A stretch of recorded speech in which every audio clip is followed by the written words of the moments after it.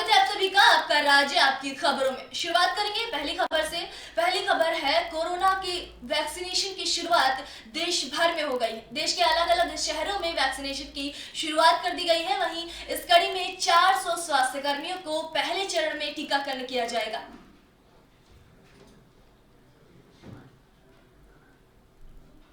देश भर में कोरोना वैक्सीनेशन की शुरुआत हो गई है। अलग अलग शहरों में वैक्सीनेशन किया जा रहा है। बहराइच जिले में 4 स्थानों पर आज से कोविड-19 टीकाकरण की शुरुआत होगी।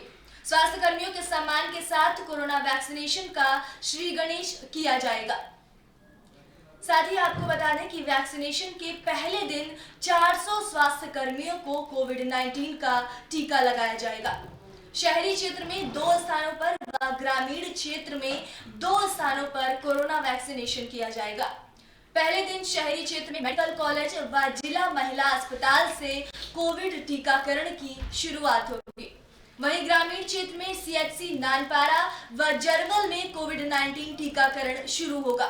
टीकाकरण के पहले दिन प्रत्येक बूथ पर 100 लोगों को कोरोना के टीके लगाए जाएंगे। वैक्सीनेशन के लिए प्रत्येक बूथ पर वेटिंग रूम, वैक्सीनेशन रूम व ऑब्जर्वेशन रूम बनाए गए हैं। टीकाकरण के लिए चिन्हित सभी स्थानों पर कोरोना टीकाकरण वैक्सीन पहुंचाई गई। आईएलआर मशीनों में उचित तापमान पर वैक्सीन को भंडारित किया गया है। साथ ही आपको बता दें कि इसी कड़ी में गाजियाबाद में भी वैक्सीनेशन की शुरुआत हो चुकी है। गाजियाबाद की कोविड-19 की वैक्सीन लगाने को लेकर गाजियाबाद प्रशासन ने पहले ही पूरी तैयारी कर ली है। गाजियाबाद में 4 कोविड सेंटर बनाए गए हैं जहां कोविड-19 की वैक्सीन आज लगाई जाएगी। तस्वीरें जिला महिला अस्पताल की हैं जहां तैयारी पूरी कर ली गई है और जल्द ही टीकाकरण शुरू किया जाएगा। गाजियाबाद की महिला अस्पताल में टीकाकरण को शुरू करने के लिए राज्य स्वास्थ्य मंत्री अतुल गर्ग और डीएम अजय शंकर पांडे मौजूद रहे। प्रधानमंत्री के संबोधन के बाद टीकाकरण शुरू किया जाएगा। वहीं आपको बता दें कि लखीमपुर खीरी में भी प्रधानमंत्री के संबोधन के बाद आज टीकाकरण की शुरुआत हो गई है। कोविड-19 के टीकाकरण को लेकर तैयारियां जोरों पर हैं। प्रधानमंत्री के संबोधन के बाद टीकाकरण शुरू किया गया। साथ ही आपको बता दें कि लखीमपुर में 4 सेंटरों पर पहले चरण में टीकाकरण होगा। 400 लोगों का टीकाकरण किया जाएगा। पहले चरण में लखीमपुर जिला अस्पताल, महिला अस्पताल, बेहजम और बांकेगंज में टीकाकरण होगा। शुरुआत को लेकर सुबह से ही अधिकारी मुस्तैद कर दिए गए थे। जिले के उच्च अधिकारी सेंटरों का निरीक्षण कर रहे हैं। वहीं आपको बता दें कि इसी कड़ी में शाहजहांपुर में आज से शुरू होगा कोरोना वैक्सीन का टीकाकरण। 4 स्वास्थ्य केंद्रों में टीमें वैक्सीनेशन का जायजा लेंगी। साथ ही आपको बता दें कि डीएम इंद्र विक्रम सिंह 10:30 बजे भावलखेड़ा में शुभारंभ करेंगे। पहले चरण में 50 स्वास्थ्य वर्करों को टीका लगाया गया। वहीं ददरौल, भावलखेड़ा, बंडा अस्पताल में भी टीके लगाए गए। साथ ही आपको बता दें कि इसी कड़ी में फिरोजाबाद के जिला संयुक्त चिकित्सालय में वैक्सीनेशन का काम शुरू हुआ। स्वास्थ्य कर्मियों ने बड़े ध्यान से प्रधानमंत्री का संबोधन भी सुना। साथ ही पहला टीका स्वास्थ्य कर्मी को ही लगाया गया। साथ ही आपको बता दें कि सीएमएस डॉक्टर आलोक शर्मा वहीं पर मौजूद रहे। काफी इंतजार के बाद उन्हें टीका लगाया गया। शिकोहाबाद जिला संयुक्त चिकित्सालय में भी टीकाकरण का आयोजन किया गया। साथ ही आपको बता दें कि इसी कड़ी में गुजरात के अहमदाबाद में आज से कोरोना वैक्सीनेशन अभियान का प्रारंभ हो गया है। गुजरात के मुख्यमंत्री और उप मुख्यमंत्री की मौजूदगी में टीकाकरण की शुरुआत की गई। सिविल अस्पताल में वैक्सीनेशन की शुरुआत की गई। सिविल के सुपरिंटेंडेंट और प्रोफेसर ने कोरोना का टीका लगवाया। गुजरात के अहमदाबाद में भी आज से कोरोना वैक्सीनेशन अभियान की शुरुआत कर दी गई है। गुजरात के मुख्यमंत्री और उप मुख्यमंत्री की मौजूदगी में टीकाकरण की शुरुआत की गई। सिविल अस्पताल में कोरोना वैक्सीनेशन की शुरुआत की गई। सिविल के सुपरिंटेंडेंट और प्रोफेसर ने भी कोरोना का टीका लगवाया। साथ ही आपको बता दें कि देश के अलग अलग शहरों में कोरोना वैक्सीनेशन अभियान चल रहा है। इसी कड़ी में लखीमपुर खीरी में भी अभियान चलाया जा रहा है। लखीमपुर खीरी में कोविड-19 के टीकाकरण को लेकर तैयारियां जोरों पर थी। प्रधानमंत्री के संबोधन के बाद यहां पर टीकाकरण शुरू कर दिया गया। लखीमपुर में 4 सेंटरों पर होगा पहले चरण में 400 लोगों का पहले चरण में टीकाकरण किया जाएगा। साथ ही शाहजहांपुर में 4 स्वास्थ्य केंद्रों में टीमें वैक्सीनेशन करेंगी और डीएम इंद्र विक्रम सिंह ने 10:30 बजे भावलखेड़ा में वैक्सीनेशन का शुभारंभ किया था।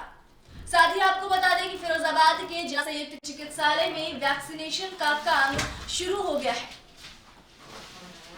स्वास्थ्य कर्मियों ने बड़े ध्यान से प्रधानमंत्री का संबोधन सुना। साथ ही पहला टीका स्वास्थ्य कर्मी को लगाया गया।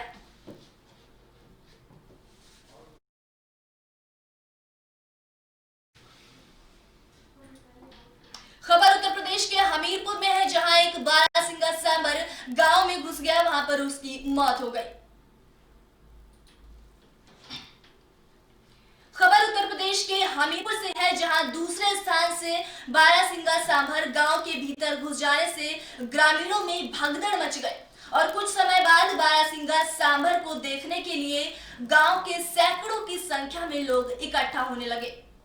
आपको बता दें कि पूरा मामला जनपद हमीरपुर की कोतवाली क्षेत्र के ग्राम पंचायत स्यावरी का है। ग्रामीणों ने कहा कि लगभग 1 बजे कहीं से भटकता हुआ एक बारासिंगा गांव में आ गया और ग्राम स्यावरी निवासी अर्जुन सिंह कुशवाहा के घर में जाकर घुस गया, जिसकी सूचना तुरंत ग्रामीणों ने वन विभाग एवं उच्चाधिकारियों को दी। इसमें बताया गया कि 40 मिनट बाद वन विभाग एवं रेस्क्यू टीम मौके पर पहुंची, परंतु किसी भी अधिकारी ने बारासिंगा सांभर को बचाने की कोशिश नहीं की। ग्रामीणों ने कहा कि वन विभाग के कर्मचारी मौके पर पहुंचे तथा मूक दर्शक बनकर बारासिंगे को देखते रहे। हालांकि बारासिंगा कुछ घायल अवस्था में था, जिससे कुछ समय के लिए यह जानवर अचेत अवस्था में पड़ा रहा। ऐसे समय में वन विभाग की बड़ी लापरवाही से कुछ देर बाद शाम 5 बजे के लगभग बारासिंगा घर से कूदकर भाग गया और खेतों में लगे कटीले तारों में उलझकर बुरी तरह जख्मी होकर बेहोश हो गया। अंततः उसने दम तोड़ दिया। बारासिंगे की मौत के बाद मौके पर पहुंचे स्थानीय वन रेंजर अधिकारी ने खेद व्यक्त किया। साथ ही आपको बता दें कि बारासिंगे को ग्रामीणों की सहायता से ट्रैक्टर पर लादकर पोस्टमार्टम के लिए रात ले जाया गया। वहीं ग्रामीणों का कहना है कि मौके पर पहुंचे वन अधिकारी उस जानवर को बचा सकते थे, लेकिन एक बड़ी चूक और कहीं ना कहीं वन विभाग की बड़ी लापरवाही की वजह से बारासिंगा सांभर की जान चली गई। अब सवाल ये उठता है कि इस मौत का जिम्मेदार कौन होगा? आखिर इतनी बड़ी चूक कैसे हो गई? मौके पर पहुंचे अधिकारी उक्त जानवर को अपने कब्जे में क्यों नहीं कर सके? आखिर संबंधित अधिकारी सिर्फ तमाशा देखने के लिए गए थे? वहीं आपको बता दें कि ग्रामीणों का कहना है कि मौके पर पहुंचे वन अधिकारी उस जानवर को बचा सकते थे, लेकिन एक बड़ी चूक और कहीं ना कहीं वन विभाग की बड़ी लापरवाही की वजह से बारासिंगा सांभर की जान चली गई। साथ ही आपको बता दें गांव का है, स्यावरी गांव का है। तो आपने रेस्क्यू ऑपरेशन आपकी टीम ने किया, क्या परिणाम मिला आपको? परिणाम तो सही मिला था, रेस्क्यू ठीक हुआ, कुशल जो है गांव से निकल गया और आगे खेतों में तारों की वजह से फिर फंस गया, फिर कुत्तों ने दौड़ा दिया, बहुत बुरी तरह घायल हो गया था और अंत में उसने दम तोड़ दिया खेतों में। नहीं, स्यावरी गांव में तो 1 बजे से बताया जा रहा है कि 1 बजे गांव में उसने प्रवेश किया उसको था। सुरक्षित रखा गया था 1 बजे तक। समय अब 5-6 के बीच में ये समय हो चुका है। हालांकि उसकी जब उसको थोड़ा रिलीफ मिला तो फिर निकला है, सही सलामत वहाँ से निकल करके भागा है। तो गांव में क्यों नहीं पकड़ पाया, क्या वजह रही है? गांव में भीड़ की वजह से बहुत परेशानी हुआ है। कहीं से बूरा भटका आ गया है और वहाँ से खेतों से भागता हुआ फिर गांव में घुस गया है। गांव में घुस गया, मकानों में छपरों में चढ़ा है, वहाँ से नीचे गिरा, फिर ऊपर चढ़ गया, फिर छलांग मार के दूसरी जगह गया, फिर एक मकान में घुस गया, फिर अटारी में ऊपर चढ़ गया। फिर गांव की काफ़ी जनता वहाँ पे एकत्र हो गई, हम लोग भी मौके पर आए, तो इस वजह से वो फिर बाद में फिर निकला वहाँ से। द्वार खुले थे उसके दोनों, एक द्वार से निकल गया, फिर वो छपरा से उतर के फिर नीचे से भाग खड़ा हुआ, पश्चिम दिशा को गया, ये पश्चिम दिशा से। फिर वो भागते भागते कहीं तारी किसानों की वो तारवाड़ी होती है उसमें फंसा, आरी में फंसता हुआ चिर गया, काफ़ी घायल हो गया। वहाँ से भागते फिर दूसरी जगह फंस गया। इस प्रकार से उसकी गर्दन में अटारी क्या बोलते हैं, आरी तार वाला फंस गया। खबर उत्तर प्रदेश के अलीगढ़ से है, जहां कोहरे के कारण दर्जनों वाहन आपस में भिड़ गए। उत्तर प्रदेश के अलीगढ़ से खबर है, जहां कोहरे के कारण बड़ा हादसा हुआ है। अलीगढ़ के थाना टप्पल इलाके के जिकरपुर और टप्पल इंटरचेंज पर हुए हादसे में दर्जनों वाहन आपस में भिड़ गए हैं। साथ ही आपको बता दें कि कई वाहनों में भीषण आग भी लग गई है। बस, कार समेत कई वाहन हादसे में शामिल हैं। वहीं इस हादसे में दर्जनों लोग घायल बताए जा रहे हैं। कोहरे का कहर एक बार फिर देखने को मिला। अलीगढ़ के थाना टप्पल इलाके के जिकरपुर और टप्पल इंटरचेंज पर हुए हादसे में दर्जनों वाहन आपस में भिड़ गए। वाहनों के आपस में भिड़ने के साथ ही कई वाहनों में भीषण आग भी लग गई है। साथ ही बताया जा रहा है कि बस, कार समेत कई वाहन हादसे में शामिल हैं। वहीं इस हादसे में दर्जनों लोग घायल बताए जा रहे हैं।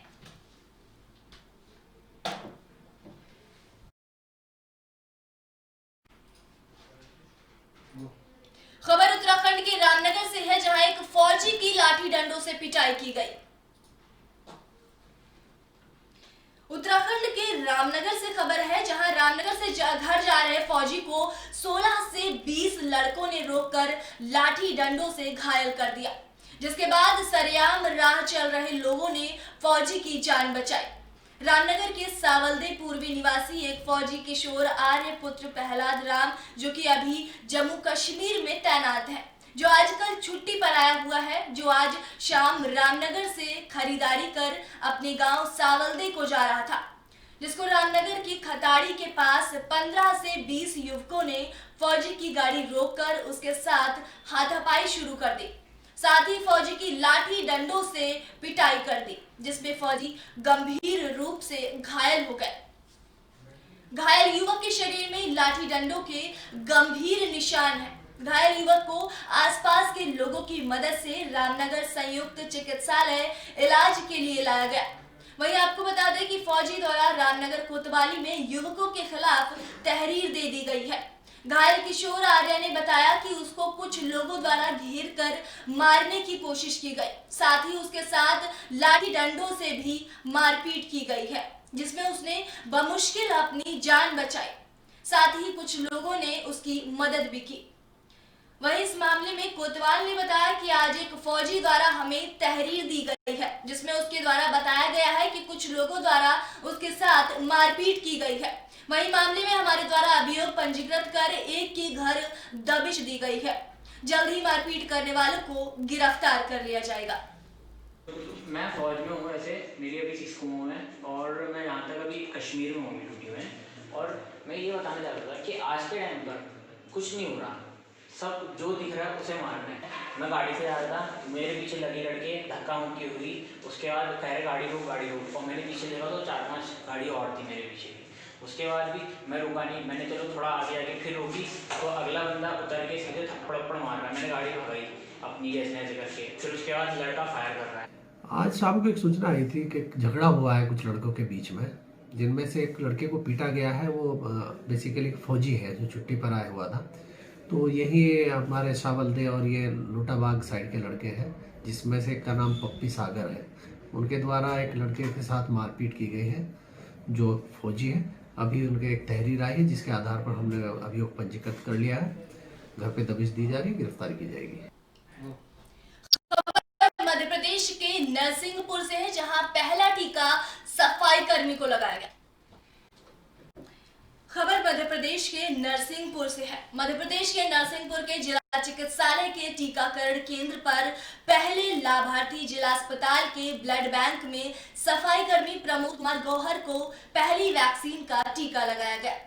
इस अवसर पर विधायक जालम सिंह पटेल, कलेक्टर वेद प्रकाश सहित स्वास्थ्य विभाग का अमला मौजूद रहा। वहीं आपको बता दें कि वैक्सीनेशन के पहले दिन करीब 100 लोगों को टीका लगाने का लक्ष्य रखा गया है। पहला टीका ब्लड बैंक के सफाई कर्मचारी प्रमोद गौहर को और उसे लगाने वाली पहली नर्स रंजना चौरसिया बनी है। इसी मौके पर स्वास्थ्य महकमे के अधिकारियों में उत्साह भी था, तो टीका लगाने वालों में भी हर्ष था।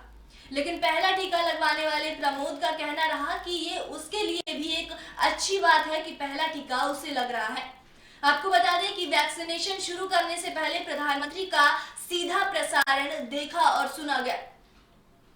उसी के बाद ब्लड बैंक में सफाई कर्मी प्रमोद कुमार गौहर को पहली वैक्सीन का टीका लगाया गया। आपको बता दें कि इस अवसर पर विधायक जालम सिंह पटेल, कलेक्टर वेद प्रकाश सहित स्वास्थ्य विभाग का अमला मौजूद रहा। वैक्सीनेशन के पहले दिन करीब 100 लोगों को टीका लगाने का लक्ष्य रखा गया है।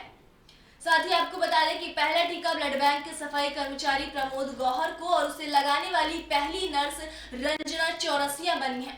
इसी मौके पर स्वास्थ्य महकमे के अधिकारियों में उत्साह था, तो साथ ही टीका लगाने वालों में भी खूब हर्ष दिखाई दे रहा था।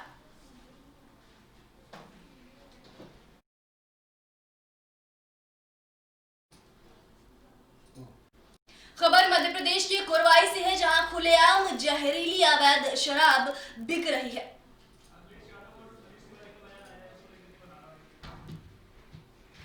खबर मध्य प्रदेश के कोरवाई से है, जहां खुलेआम जहरीली शराब बिक रही है। आखिर कब तक यूं ही अवैध जहरीली शराब खुलेआम बिकती रहेगी?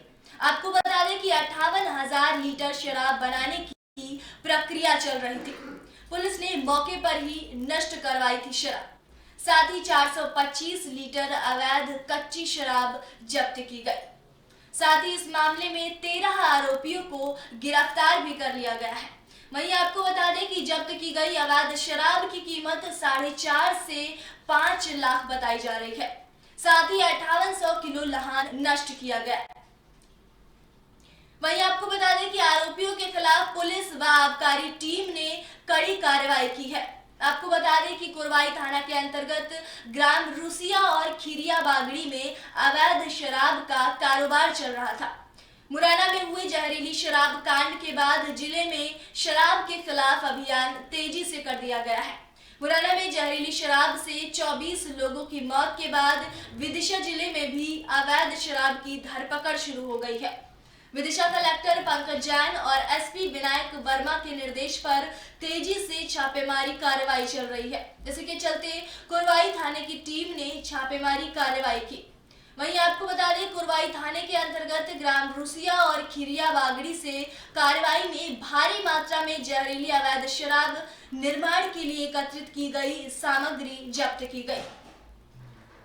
साथ ही शराब की कलेक्टर महोदय, एसपी महोदय के निर्देश में आज विशेष अभियान के तहत आबकारी बल एवं पुलिस बल की संयुक्त कार्रवाई ग्राम रूसिया एवं ग्राम खीरिया बागड़ी में की गई है। इन स्थानों से लगभग 545 बल्क लीटर हाथ भट्टी की मदिरा, 5,800 किलोग्राम महुआ लहान, गुड़ में महुआ लहान, ये बरामद किया गया है। कुरवाई थाने के अंतर्गत ग्राम रूसिया और खीरिया बागड़ी से कार्रवाई में भारी मात्रा में जहरीली अवैध शराब निर्माण के लिए एकत्रित की गई सामग्री जब्त की गई। साथ ही आपको बता दें कि शराब की कीमत लगभग 4.5 लाख बताई जा रही है। इस पूरे मामले में 13 आरोपियों को गिरफ्तार कर लिया गया है। वहीं आरोपियों के खिलाफ आबकारी एक्ट के तहत प्रकरण कायम किया गया है। साथ ही आपको बता दें कि 5800 किलो लहान जब्त कर लिया गया है। इससे करीब 58,000 लीटर शराब बन सकती थी, पर पुलिस और आबकारी विभाग ने मौके पर ही नष्ट करवा दी। आपको बता दें कि इस पूरे मामले पर छापेमारी कर कार्रवाई को अंजाम देने के लिए पुलिस और आबकारी विभाग के 35 से 40 लोगों की टीम गठित की गई थी। विदिशा कलेक्टर पंकज जैन और एसपी विनायक वर्मा के निर्देश पर तेजी से छापेमारी कार्रवाई चल रही है। इसी के चलते कोरवाई थाने की टीम ने छापेमारी की और साथ ही 13 आरोपियों को गिरफ्तार भी कर लिया गया है। साथ ही आपको बता दें कि शराब की कीमत लगभग 4.5 लाख बताई जा रही है। साथ ही पुलिस ने 5800 किलो लहान जब्त कर लिया है। इससे करीब 58,000 लीटर शराब बन सकती थी, पर पुलिस और आबकारी विभाग ने मौके पर ही शराब नष्ट करवा दी। साथ ही आरोपियों के खिलाफ पुलिस व आबकारी टीम ने कड़ी कार्रवाई की है। आपको बता दें कि कोरवाई थाना के अंतर्गत ग्राम रूसिया और खीरिया बागड़ी में अवैध शराब का कारोबार चल रहा था। मुरैना में हुए जहरीली शराब कांड के बाद जिले में शराब के खिलाफ अभियान तेजी से कर दिया गया है। मुरैना में जहरीली शराब से 24 लोगों की मौत के बाद विदिशा जिले में भी अवैध शराब की धरपकड़ शुरू हो गई है।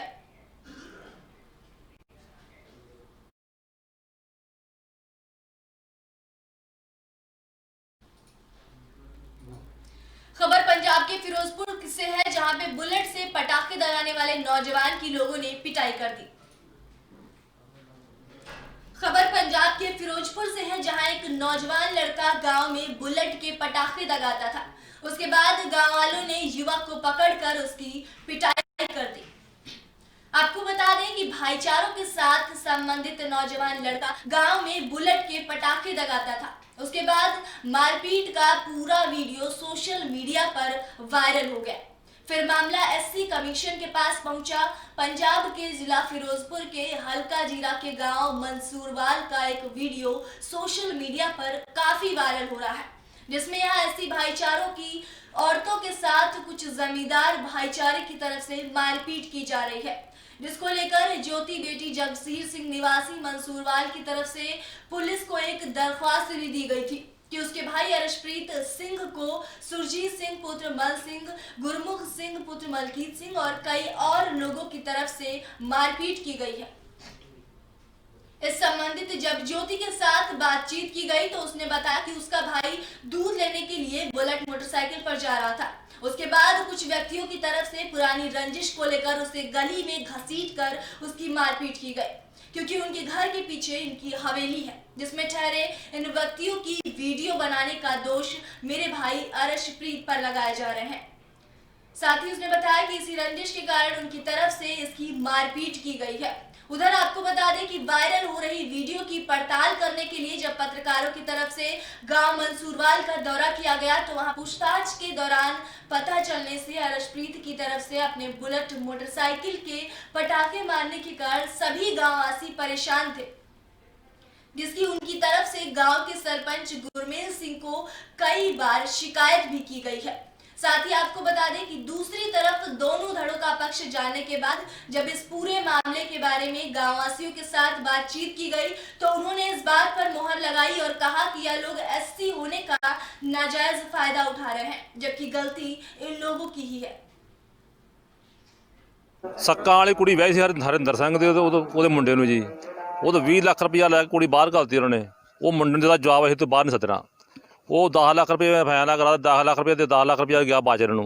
ਉਹਦਾ ਉਹਨਾਂ ਨੇ ਮੋਟਰਸਾਈਕਲ ਲੈ ਲਿਆ ਤੇ ਇਹਨਾਂ ਨੇ ਹਾਥੀ ਲੈ ਲਿਆ। ਇਹਨਾਂ ਨੇ ਹੁਣ ਮੋਟਰਸਾਈਕਲ ਲੈ ਕੇ ਪਾਉਂਦੇ ਪਟਾਕੇ ਗਲੀ ਦੇ ਵਿੱਚ ਤੇ ਇਹਨਾਂ ਨੇ ਰੋਕਿਆ ਵੀ ਤੂੰ ਨਾ ਪਟਾਕੇ ਪਾਓ। ਮੈਨੂੰ ਉਹਨਾਂ ਨੇ ਫੋਨ ਲਾਇਆ ਸਰਪੰਚ ਸਾਡੇ ਬਾਜ ਪਟਾਕੇ ਪਾਉਂਦੇ ਆ ਗਏ। ਸਾਨੂੰ ਇਹਦੀ ਕੰਪਲੇਂਟ ਜਿਹੜੀ ਅੱਜ ਸਵੇਰੇ ਮਿਲੀ ਆ ਤੇ ਜਿਹੜੀ ਵੀਡੀਓ ਵਾਇਰਲ ਹੋਈ ਆ ਉਹ ਵੀ ਆਪਾਂ ਦੇਖੀ ਆ। ਇਹਦੇ ਵਿੱਚ ਸਾਡੇ ਜਿਹੜੇ ਚੇਅਰਪਰਸਨ ਹੈ ਮੈਡਮ ਤਜਿੰਦਰ ਕੌਰ ਜੀ, ਉਹਨਾਂ ਨੇ ਮੇਰੀ ਡਿਊਟੀ ਲਾਈ ਆ ਕਿ ਮੌਕੇ ਤੇ ਜਾ ਕੇ ਤੁਸੀਂ ਵੇਖੋ ਤੇ ਜੋ ਬਣਦੀ ਕਾਰਵਾਈ ਆ ਉਹ ਕਰਾਈ ਜਾਵੇ। खबर उत्तर प्रदेश के प्रयागराज से है, जहां कोहरे के कारण बड़ा हादसा हुआ है। यूपी के प्रयागराज के गौहानिया ओवरब्रिज पर कोहरे के कारण यात्रियों से भरी बस खड़े ट्रक से टकराई, जिसमें दर्जनों यात्री घायल हो गए। आपको बता दें कि बस के टकराने से वहां पर अफरा तफरी मच गई। घटना घूरपुर थाना क्षेत्र के गौहानिया ओवरब्रिज की है, जहां पर सुबह 7 बजे के आसपास यह घटना घट गई, जहां घने कोहरे के कारण रास्ता सही ढंग से न दिख पाने के कारण मध्य प्रदेश के बिलासपुर शहर से प्रयागराज आ रही सवारियों से भरी बस ओवरब्रिज पर पहले से खड़े ट्रक में टकरा गई। बस के ट्रक में टकराने के कारण बस में बैठे यात्रियों में लगभग 1 दर्जन यात्रियों को हल्की फुल्की चोटें आई हैं। वहीं एक्सीडेंट होने के तुरंत बाद ही बस चालक बस से उतर करके घने कोहरे का लाभ उठाते हुए मौके से भाग निकला। बस में सवार यात्रियों के द्वारा बताया गया कि घना कोहरा होने के कारण रास्ता साफ ढंग से नहीं दिख रहा था। वहीं आपको बता दें कि बस जब तेज रफ्तार में पहले से खड़े ट्रक के काफी करीब पहुंच गई, तब बस चालक ने बस को नियंत्रित करने की बहुत कोशिश की, लेकिन उसके बावजूद भी सवारियों से भरी बस ट्रक के पिछले हिस्से में टकरा गई। बस में बैठे सभी यात्री बिलासपुर से प्रयागराज जनपद में माघ मेले में काम की तलाश में जा रहे थे। किस तरह से गाड़ी लड़ी? ये सीधा आया, वो ट्रक वाले को बचाते रहा, वो सीधा आकर लड़ा दिया सीधा। कहाँ से आ रहे थे आप लोग? बिलासपुर से। कहाँ जाना है? इलाहाबाद। कितनी समय घटना है? ये ज़्यादा से ज़्यादा 15-20 मिनट का घटना है। तो कितने लोग लगभग चोटिल हुए होंगे? कम से कम 25-30। हाँ ऐसे होगा। हाँ ऐसे। कितने लोग? कम से कम 25 में चोट लगी।